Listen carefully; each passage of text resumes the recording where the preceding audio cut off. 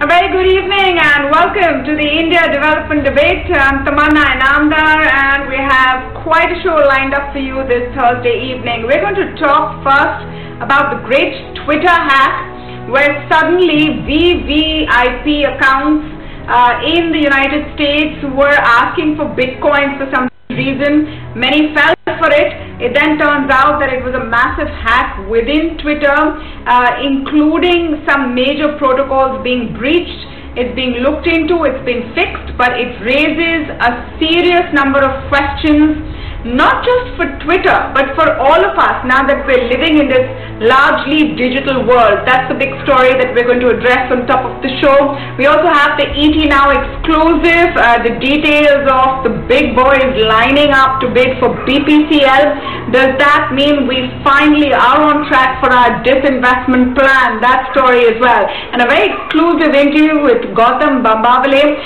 He's the former Indian ambassador to China. We're speaking with him exactly a month after the clash in Galwan Valley and taking a look at what China's big plan seems to be. So all of that lined up for you. But first, it's a world where a lot of us are living a significant part of our lives online, whether it's payments, whether it's education, whether it's our jobs, whether it's our shopping needs, or whether it's the entertainment we consume. Needless to say, our financial transactions have also moved significantly online. Most governments have their databases that way as well. In light of that, the Twitter hack is very serious indeed. First up on the show, let's tell you what we're talking about. All of us in India woke up to the big news that major VVIP politicians like Joe Biden and Barack Obama are asking for bitcoins for some strange reason. Take a look. If you're a Twitter user, there's some bad news in store. Twitter came under a coordinated social engineering attack last night. Complicated? Well, let's simplify. Some hackers hacked into profiles of famous celebrities and posted a Bitcoin scam message. Which celebrities, you ask? From billionaires like Jeff Bezos, Elon Musk, Bill Gates, to politicians like Barack Obama, Joe Biden, to celebrities like Kim Kardashian and Kanye West. All the celebrities' tweets had the same message. I'm giving it back to the community due to COVID-19. All the bitcoins sent to my address will be sent back doubled. Now this played well with emotions of other users who then started sending bitcoins. Reports suggest that hackers received up to $100,000 worth of bitcoins in a few minutes. So how did this happen? Well, there's an internal tool at Twitter which was used to take over high-profile accounts. The hacker reportedly used the same tool to reset associated email addresses of the affected accounts. The hacker then pushed a cryptocurrency scam simultaneously. A few hours later, the Twitter CEO Jack Dorsey acknowledged the attack and said, "It's a tough day for us. We feel terrible. We're diagnosing and we will share everything when we have complete understanding of exactly what happened. Love for our teammates working hard to make this right." This is not the first time that Twitter has been under attack. In January this year, NFL team's official account was hacked. In August last year, the CEO Jack Dorsey's account was hacked to share racist and vulgar tweets. Even US military's Twitter account was hacked in the year 2015. Sounds scary, right? Well, if Twitter accounts of these famous celebrities aren't secure, what about accounts of normal users? But here are some tips to keep your account secure. Keep up with your app updates, turn on the two-factor authentication, turn off direct message option, review your sessions, and revoke permissions for apps no longer in use. Avoid signing in to third-party websites through your Twitter profile and never keep your location service on. With Virat Sharma, Vikram Oza, ET Now. Okay, so the Twitter stock took a nosedive pre-market in the US. But you know, the concerns are not only about Twitter. Twitter, of course, is very prominent because it is the platform that world leaders use to say what they want to, including the US President Donald Trump, which is why it's such a big furore if someone can, potentially hack his account or any world leader or head of state's account and put out whatever message they want to. So that's the potential danger. But I want to take it further about what it means for you and me, and not just those of us who are so careful about our social media avatars, for things that we need for our daily lives, for our financial transactions, etc. The data security question now becomes really, really important. And to speak with us on this, I'm joined now by Aseem Jakhar, co-founder of Paya2. Krupesh Bhatt, founder and CEO of SignDesk, joins me today on the show, as Sanjay Katkar, joint MD and CTO of Quick Hero Tech. Welcome to all of you, and thank you so much for speaking with us on the India Development Debate this evening. Aseem, your first thoughts on what went on.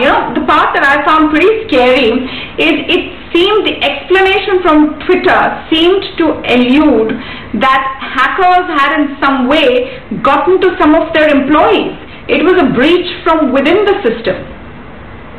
Yeah. I think there's some news where some reporters have contacted the hackers as well, and the hackers are saying that they paid Twitter employees, whereas the official statement of Twitter says that the employees were hacked, or in other terms it's called social engineering, where you basically fool the staff and get the job done or get more privileges into the system. But what is surprising is, even if there was a social engineering attack, how did the hackers get access to the internal tool? Because when they say internal tool, I'm assuming that the tool runs inside the organization and it's not a web or an internet based tool. So I think a bit of clarity there would be helpful in terms of knowing what exactly happened.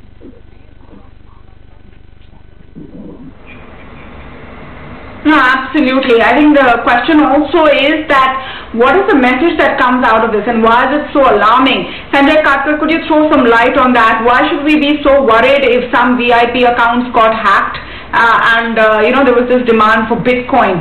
What is the potential damage that could be done?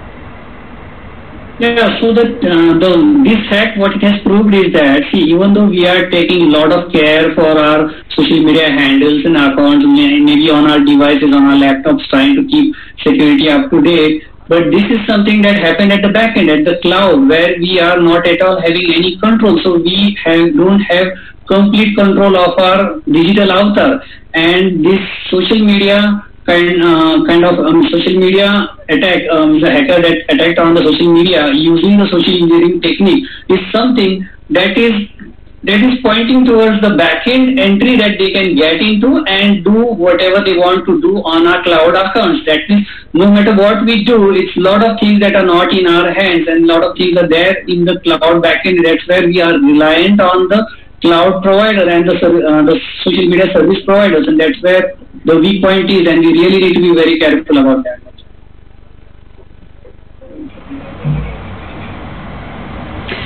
I think what we also need to be careful about in the Indian context is how vulnerable we can be. Now, as per a PwC report, the amount of cyber attacks in India increased by 300% between 2017 and 2018. We had over 2 lakh cyber attacks in India in 2018. Krupesh, what are the danger signs that we need to look out for? I mean, the fact is that we are moving towards a digital India. We're living more and more of our lives online, especially after the COVID-19 pandemic has hit. Yeah, so there is something very strange about this attack, right? Then on 2 fronts. One, they used the modern technology, something like cryptos, where they were taken money in the form of the Bitcoin. And the second, innocent people have been lured into it. So imagine someone like Obama tweeting that I'm donating, if you donate to my favorite charity, I'll match your donation. So a lot of innocent people have been fooled, and then they ended up donating to someone's personal the Bitcoin account. So at the same thing that is happening in India as well. Basically, the hackers are finding new ways to the spam you, The latest one being the corona, the flavor of attack, where you receive an email stating that from your local municipality or the state government, sending some instructions where you click on this page and then you will get the instructions on preventing COVID or whatsoever. So when you go there, inadvertently you are tricked into downloading a malicious file. Then that's how the virus gets into your system. So in India, that's what we are seeing. In many places now that many people have started working from home, either they don't keep the antivirus system up to date, or there is also the internet security, the part of the antivirus, right? The most people aren't even aware of that. So the antivirus part checks the files installed on the server, but the internet security is something that prevents attacks when you visit websites. I think that there is a general lack of awareness at the individual level. And secondly, at the organization level also, I think we were not really prepared to handle, setting up everyone's work from home access. So a lot of precautions, and the smaller sized organizations were not really prepared. They didn't have a CISO, the security officer. So all of this are really adding up, and at some level, we are not really prepared at this level.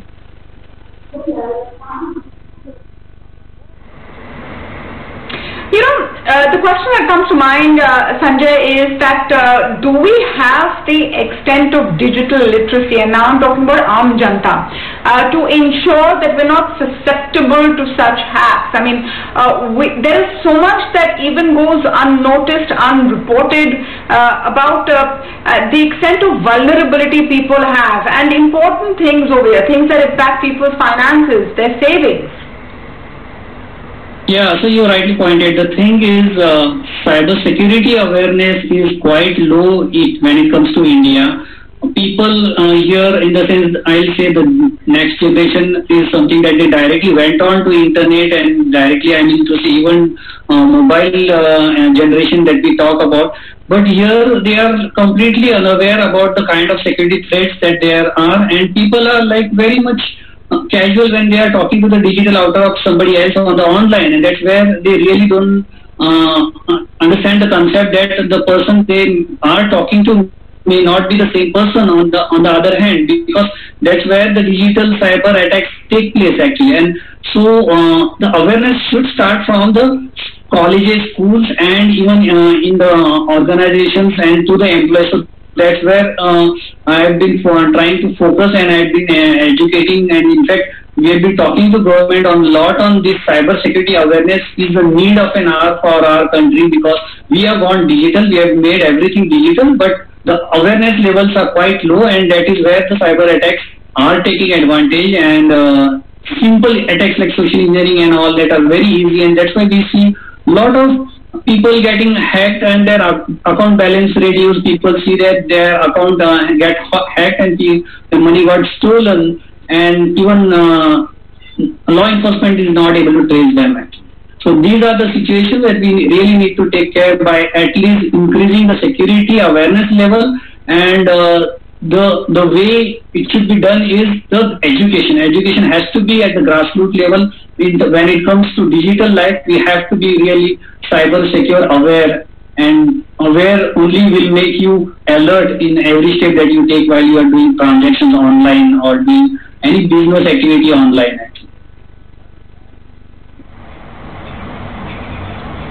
Yeah, the alertness part I understand, and of course that's important. We, policy-wise, have some checks and balances in place, especially for financial transactions. We have, a two-step verification process in most ways, and that kind of helps. Aseem, where are the vulnerabilities we need to look at? Especially at a governmental and large organizational level, where you have now big data coming in. A few years ago, there was, this scare of a food delivery app being hacked and its users' details being found. Now, we don't know how far this can go and what real damage can be done. Yes. Yeah. So, starting from the specific incident that happened in Twitter, it's If you look at today's enterprises, this is one of the standard practice. This is called a red teaming exercise that most of the large enterprises perform in their organization. That is basically to test these kind of scenarios which just happened with Twitter. So I mean, there is some kind of a lag in terms of whether Twitter was actively performing red team exercises and phishing exercises for their employees or not, because this is one part of security assessments that has to be done. And especially even if you look in India, at least from the financial sector, all the banks, all the BFSI organizations, they're pretty active in performing these kind of exercises on a regular basis. But this is more specific from the user perspective, to teach the staff how to keep them safe. Then there are standard security threats that are present in their infrastructure, in their network, in the software that they're using, in the third-party software that they're using. So if you look at the attack surface that an enterprise has to protect against, it's pretty huge, because there's a lot of dependency in terms of the systems, networks, software, infrastructure that is utilized by the organization. So it's not an easy problem to solve, but then there are policies and standards available, and especially in the critical sectors, this is performed periodically. So I'm really not sure where Twitter failed in terms of educating their employees on social engineering attacks and phishing attacks. But that's the point, Aseem. If a huge organization like Twitter can fail, I'm just wondering, what is the kind of protection we have? Do we have a plan here in India? I mean, just think about how much of our data is just sloshing around in all the different apps we use, in whether it's food delivery or it's financial transactions or it's shopping. We generate a lot of data as Indians, and privacy is not generally such a big concern, or data security is not generally such a big concern. Do you think policy-wise we have ensured that we're safe, Aseem? So there are two things. One is the policies that are there, and the other aspect is how actively do you adhere to those policies. I mean, if you so there are some compliances where the organization would just go ahead and say, okay, we just need a checkbox that says we are compliant. Whether the organization does really care about their employees' data or customer data is an afterthought. So even we have policies in place. That's not an issue. It's just that adhering to those policies and being active, actively participating in securing your enterprise is something where we need more education for the enterprises. Yeah, just to add to that, see, no matter what level of the policy or the making do you have, these kind of spam attacks are hard to prevent, right? It is more of a organizational issue. So I think apparently, the Twitter and large companies follow GDPR level of compliance, while in India we are still developing our data protection the mechanism. However, in spite of having that, the spam attacks were not prevented. So it is more of how much importance that is used for your security infrastructure and preventing social engineering attacks, which typically not really technology issues. Like if someone calls you and then asks for your the bank, the person as a bank employee and asks for your personal credentials, it has happened to someone I know in our organization. The people have given their account numbers and things like that. So it is more to do with the organizational awareness and also personal awareness. I think probably the events like this hopefully will make people aware that things are not really as secure as they would appear on the surface. I mean, even from technology perspective, you cannot say that a software is 100% secure.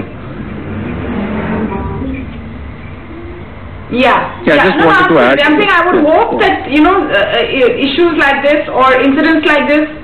One sec. I'm just saying that I hope that issues like this increase awareness, because Sanjay, I wanted to come to you on this point. It's about awareness at an individual level, which for us today to hope that all Indians who have their data out there or are vulnerable to know about what happened with Twitter is unlikely. And there are so many people who can be easily fooled into parting with important information. How are those people going to be protected? So as you rightly said, the things like common people are not aware about the security practices and the kind of sophistication that can happen to them. The things are like, as we had been discussing, the policies and compliances. The policies and compliances put forward by the government and the organization, if they followed rightly. But I think we're very sure that this is an important issue to focus on. As we wrap, I urge all of you to be safe, not part with important data. And on the policy level, we need to come up with a clearer, stronger plan to secure digital India as we move ahead in that direction. I want to thank all of you for joining us on the first discussion this evening. On to an ET Now exclusive. There are a host of international